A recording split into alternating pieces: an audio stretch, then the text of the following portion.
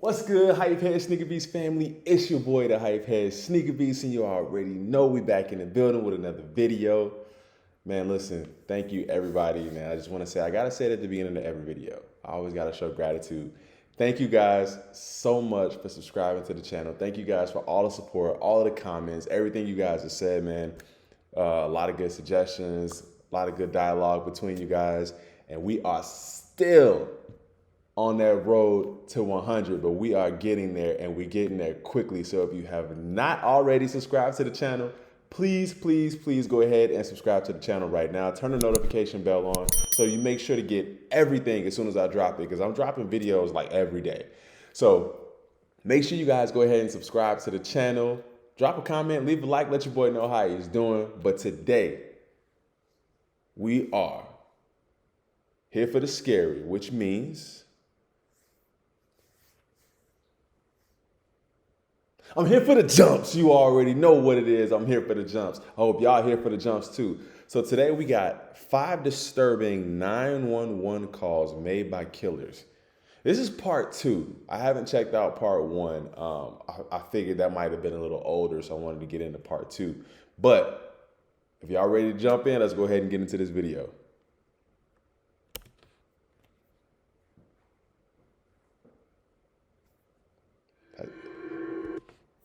We already got a disclaimer. I mean, we got a disclaimer. What does that mean? I'm scared. I'm scared.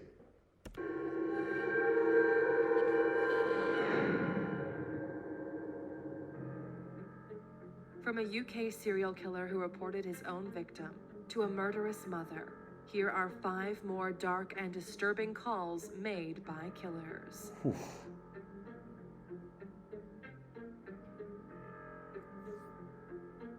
In February 2016, 20-year-old New Jersey man Ezra Simon Daniels contacted 911 in a distraught and delirious manner. In the call, he tells authorities that he is covered in blood, unsure of how and why. He informs the dispatcher that he must have recently left his grandparents' home, but that he is uncertain. What's going on? 911 emergency, 122. Reddington, Somerset County with a transfer. I have a caller on the line, Ezra. He's in an Audi in the parking lot of Walmart. He doesn't remember how he got there, but he woke up in the vehicle, and he says he's covered in blood. Okay. So obviously my man is not dumb, right? So he's what he's trying to do, and this is not funny, but what he's trying to do is make himself look like he was insane or make himself look like he blacked out. I don't know why these people think that just because they say, I don't remember anything, that just excludes you from what you just did. That's impossible, okay? I woke up with blood on my hands in Walmart. I mean, I know it happens. I mean, maybe not with blood on your hands, but I know people black out, wake up, not know what happened. But usually there's some sort of drug involved. There's something there. This sounds weird to me. I mean, it is weird. What Walmart? I'm not wearing any shoes. Okay, what Walmart are you at? The one by the Polar Cub. Okay. You don't remember how you got there? I have no idea, sir. He said he was leaving from his grandmother's house at 115 Reddington Road. That's what he remembers last. Well, I don't remember it. I just assume that's where I came from.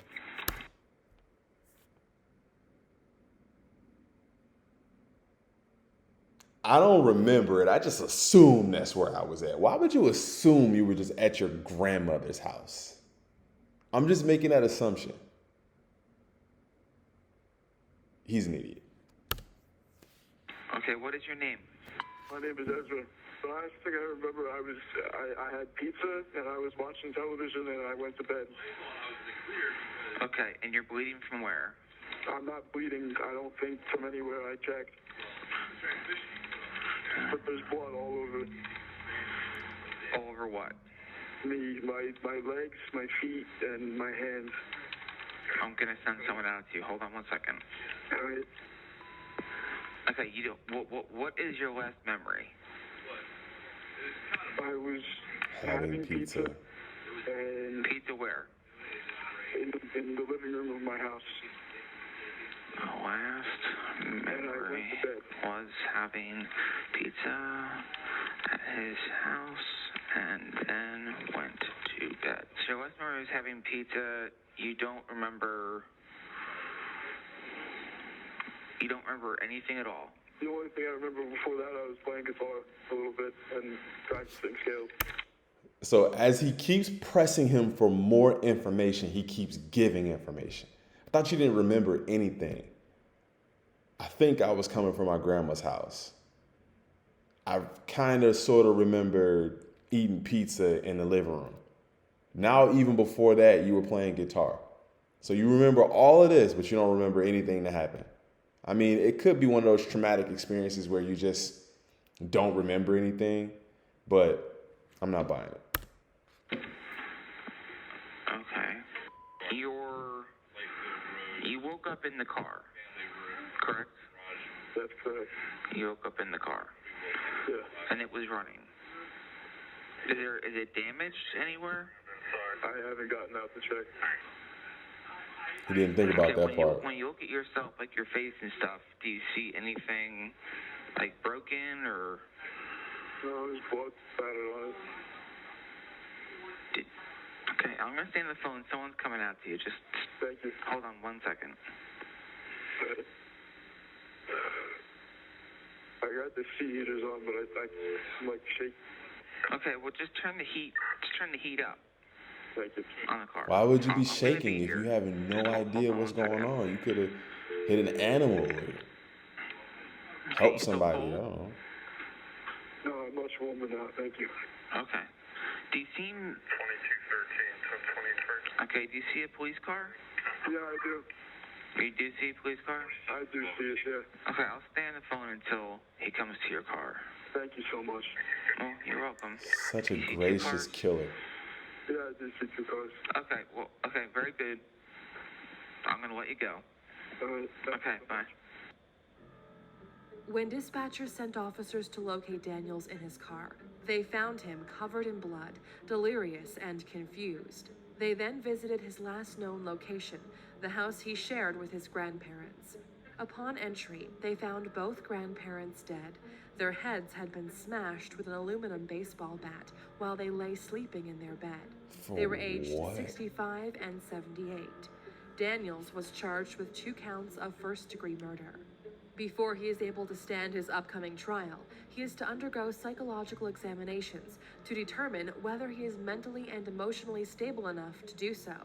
Authorities are also attempting to discover whether his phone call was actually made in a fit of amnesia or whether it was simply a ruse attempted to cover up his. This man murdered his grandparents in cold blood and is trying to get out of it by claiming to be insane or whatever.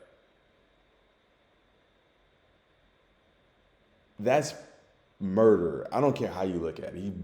Their heads with an aluminum bat. Aluminum bat, bro. Like your grandparents and 70 years old. I mean, nobody deserves that. But again, your grandparents. Why are we putting all this negativity and anger towards our loved ones? I don't understand that. And he's living with them at that. So that means I don't know if his parents are not with us anymore or whatever the case is. But whatever they did, they took this man in. And that's how they got repaid. Crime. The trial has yet to take place, and Daniels is currently still being held on $2 million bail. $2 million. That was tough. In June 2014, British man Stephen Port called police to claim he had discovered a man suffering from a seizure. The 41-year-old chef had allegedly found 23-year-old Anthony Walgate outside of his home before he was compelled to call authorities. That's the ambulance. What's the address of the emergency?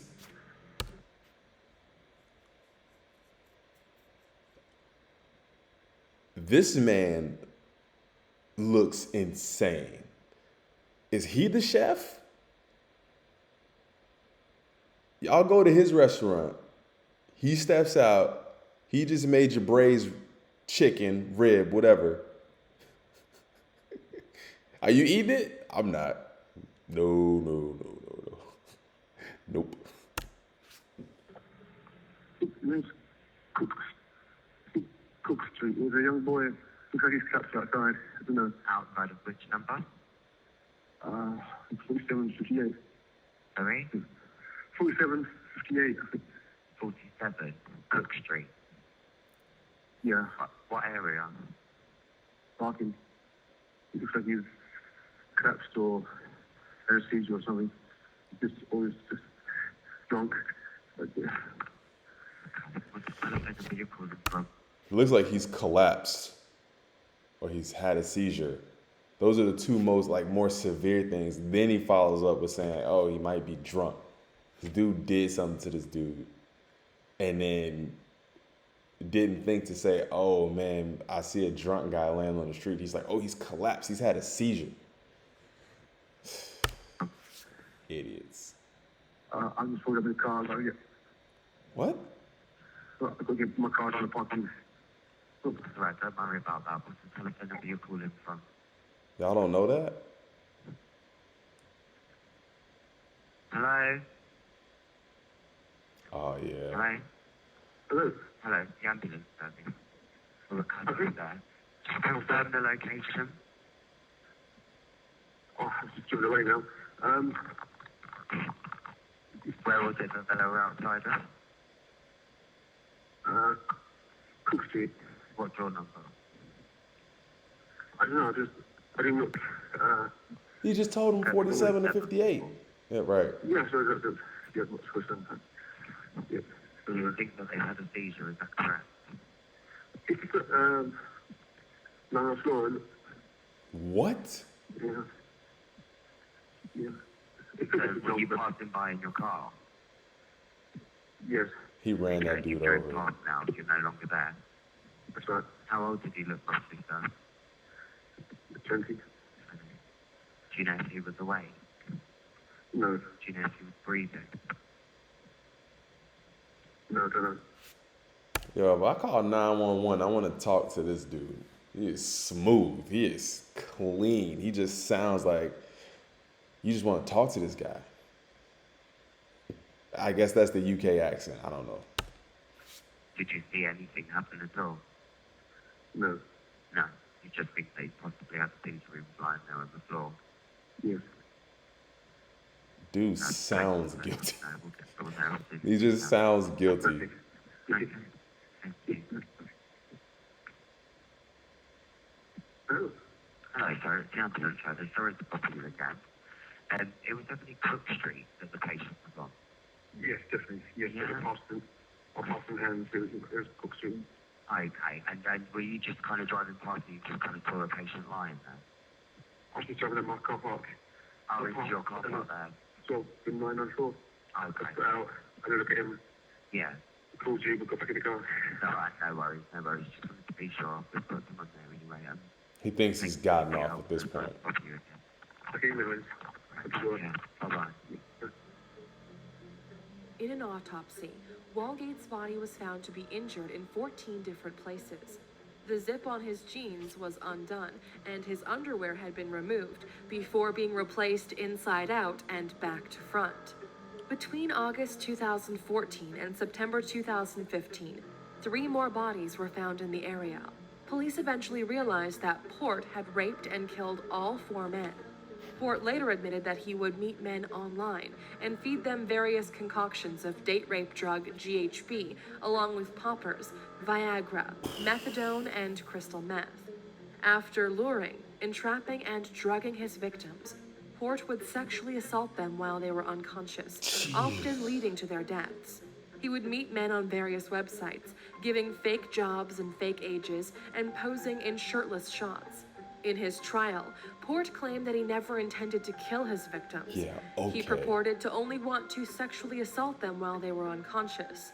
Port was charged with the 4 murders, along with the rapes of 3 men, 10 counts of administering a substance Weirdo. with intent, and 4 counts of sexual assault. In total, He looks like 11 that men guy. were confirmed as victims of Port's crimes. Police have confirmed they are now investigating at least 58 historical deaths connected to the use of GHB in the area. It's believed that Port may be responsible. This dude is gonna have a ton of bodies that just happen to come up. This is insane. Like, if that's your thing, bro, like, just ask people, like, hey man, is this something that we could get into? Is this something that we could do? Like, the forceful nature of this is just ridiculous. I mean, that's probably the part that really takes him over the edge, is the forceful aspect of it. But I think people are open enough today to say, hey man, this is what I like. Are you down for that? Or listen, I'm interested in doing this. Do you want to do that? Most people will say yeah or no, man. Just ask. That's weird. Just disgusting. Look at this dude. For all or many of the other deaths. They could just pin them all on him. He couldn't say nothing about it. What could he really do? In June 2015, 21-year-old Cincinnati man Treypierre called 911 to report a dangerous man walking around with a gun. What cops didn't know is that Hummins was the gunman himself, gravely intent on callously luring officers to his location in order to kill them. Cincinnati 911, what's the address of your emergency? This is Hamilton County with a transfer for Simpson and Rowe.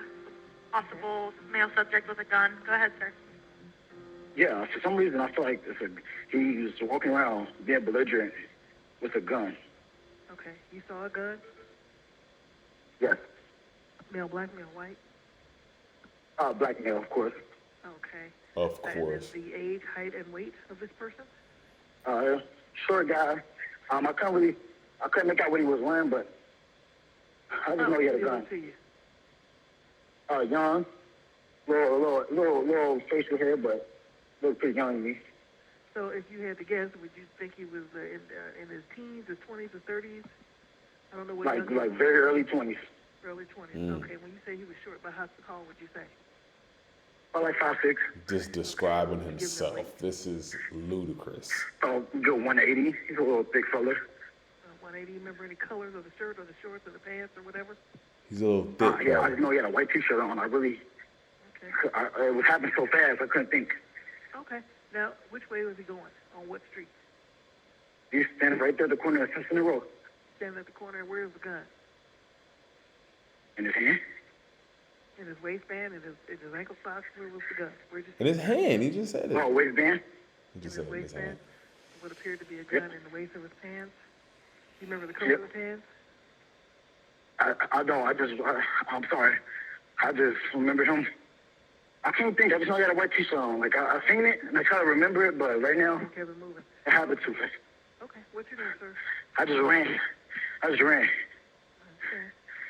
What is... My name is Treypierre. Treypierre? Yes. Okay. What a name. I got you. I have it in for dispatch for the police to respond. Thank you. You're welcome. That's all right. insane. This dude's Cincinnati motive was 911 to with kill the Ezra cops. emergency. Hello, Cincinnati 911 with the Ezra severe emergency. I just called about a guy with a gun. It's at Whatever. What's Western Road. Please get to Western Road as soon as possible. Okay, did you give us Simpson and Rowe when you first called? Yes, Western Okay, Road. let them know it's at Western Rowe. And she sounds asleep. Minutes after the call, 48-year-old Officer Sonny Kim arrived at the scene. He was shot 3 times by Hummins, leading to his death.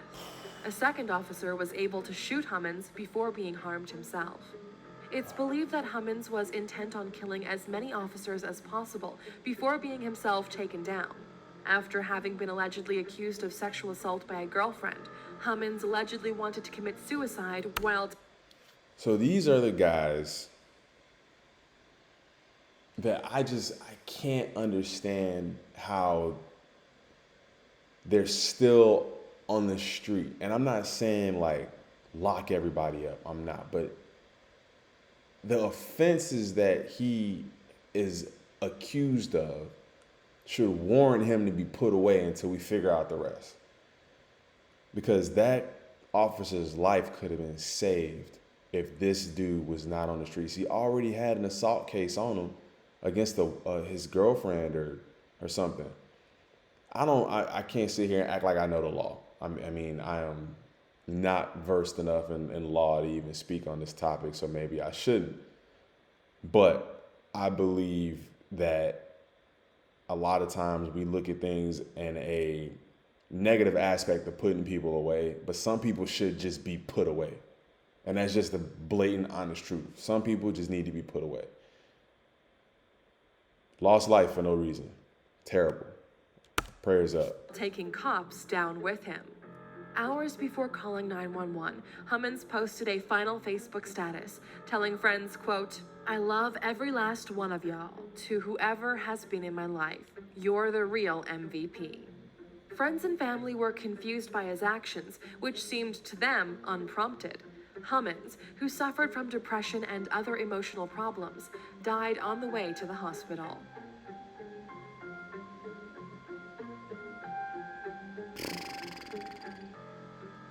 Evangelical Christian Matthew Phelps, a 28-year-old aspiring pastor, called 911 in September of 2017. In the eerie and unnerving call, he tells authorities that he dreamt of murdering his wife. He then states that, upon turning the lights on, he discovered that his wife was dead and that both she and him were covered in blood. 911, what's the address of your emergency? Sound like Michael Clark Duncan. Okay, just repeat that address to make sure we have it right. It's Upstate Drive, Raleigh, North Carolina. Tell me exactly what happened. I think I killed my... What do you mean by that? What happened? I had a dream, and then I turn on the lights and she's dead on the floor. Jesus, dude. How? I have blood all over me, and there's a bloody knife on the bed, and I think I did it. Oh. Okay. Alright, stay on the phone with me. I'm getting her ambulance, okay? I can't believe this. I can't believe this. Are you with the patient now? Bro. Yeah, I can see her. Okay. Is she awake at all right now? What makes you think she's dead? Is she awake? She's not breathing. Okay. Oh my God. All right, I've already sent the paramedics to help you, okay? I'm sending someone to assist you. Just please leave everything as you found it. Is there anything else we can do for you, sir? Where's the knife right now? The knife's on the bed. I'm not next to it, so I don't have a weapon on me or anything like that. I took more medicine than I should have. What medicine did you take? I took Corseed, cough and cold, Corseed, HPT, cough and cold, because I know it can make you feel good. So a lot of times I can't sleep at night. Okay. I took some. She's not moving. Oh my God. Okay, I'm gonna stay here with you, okay?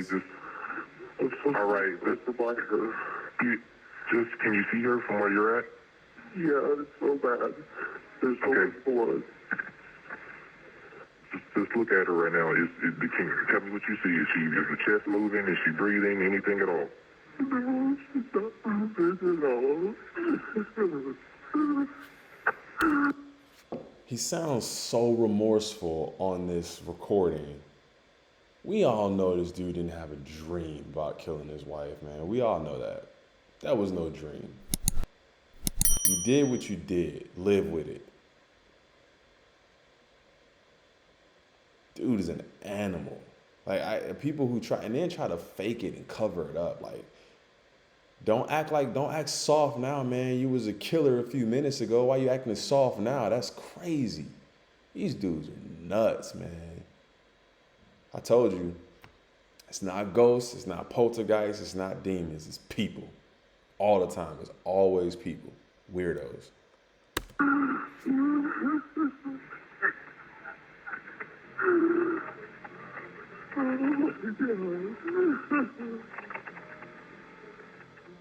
When investigating officers arrived at the couple's shared home, 29-year-old Lauren Phelps was found with 123 sharp force injuries on her body, including 24 stab wounds to her head and neck.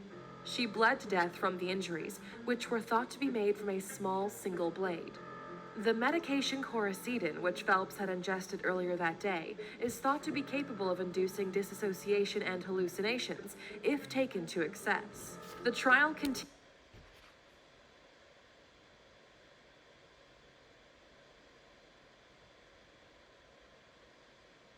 So he wasn't making that up.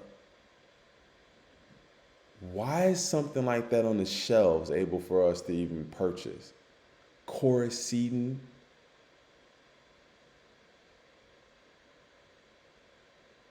He probably did hallucinate. No excuse. No excuse. But he probably did hallucinate. That is insane. Continues and is tasked with deciding whether Phelps had planned to kill his wife or if his behavior was radically altered by overdosing on the cough medicine. Man. 20-year-old Cody Ann Jackson from the UK's Stoke-on-Trent called 999 in October 2016 to report the death of her daughter. In the call, she tells authorities, quote, "She's not breathing." Throughout the audio recording, Jackson continues to gasp and cry, seemingly very disturbed and upset. Are you the patient? My daughter, she's not breathing. She's not breathing. No. She's not breathing at all. No. What's the address of the emergency, please? And how old is your daughter? She's 2. 2 years old. Yeah. She's not breathing at all. No. Okay, help is being arranged. You need to stay on the telephone with me and listen very carefully. I'm going to tell you what to do to help, okay? I need you to lie flat on her back on the floor. Can you do that for me now? Ow. You need to put her onto the floor for me, okay? I'm going to tell you how to help. I can't move. Every time I move, it hurts. Pardon? Every time I move, it hurts.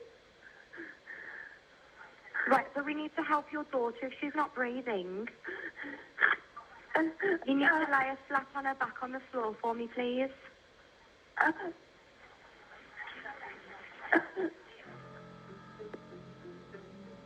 After receiving the call, officers were sent to Jackson's home, where they were forced to break down the front door.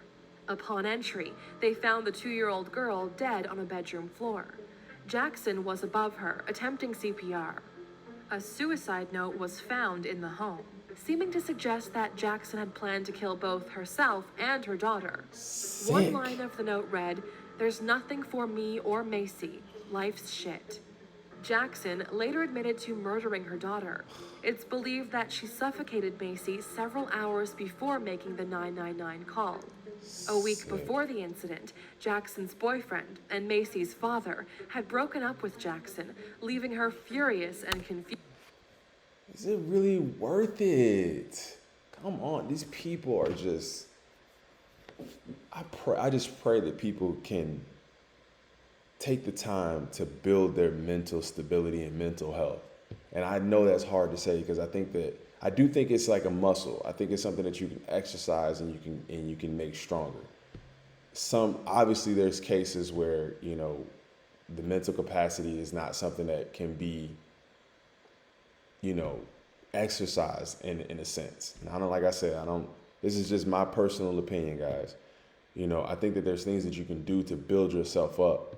And if you feel that low and that down, get some help, man. Talk to somebody. Really, there is no shame in talking to somebody if you feel that bad, if you feel that down. Your boyfriend leaves you, your husband leaves you, your wife leaves you, your girlfriend leaves you, your partner leaves you, whoever it is, man. If you feel that bad, reach out, talk to somebody, talk to your family, because a lot of times just that little bit of, hey, I understand, I care, I love you, can save lives. Check on your loved ones, man. Please check on your loved ones. Fused.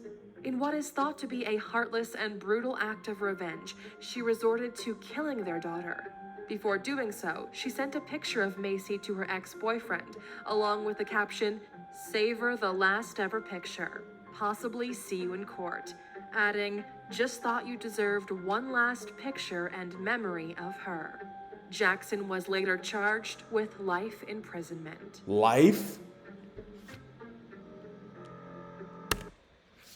Life in prison? I'm sorry, man. Maybe I'm just harsh. Maybe I'm just too harsh. There's no way. There's no way. Hey, man, I'm blown away. I'm taken back by a few of those. All of those, actually. And I'm thinking back in my head, all of them. Wow. Wow. People are just, not all people. I can't say all people. But people are just evil and weird, man. I think that have a lot of different things going on in their lives and their minds that I just can't understand. I just can't wrap my head around it. And I sincerely on camera in this room pray for all of those souls, everyone, every last one of them, the cop, the baby, you know, those men, all those people. You pray for those people because it could be anybody. You got to pray for them because it could have been anybody. It could be anyone, and you have to just know that we can help. We could talk to these people. We could get them some help, something. It just seems like there's something more that we could be doing. But I'm not going to start ranting, man. You already know. Hey, that was 5 disturbing 911 calls made by killers. Part 2. Do I dare try part 1? Do I dare? I'm here for the jumps. That made me feel weird. I don't know. But again, it's your boy, the Hype Head Sneaker Beast. Until next time, I'm gone.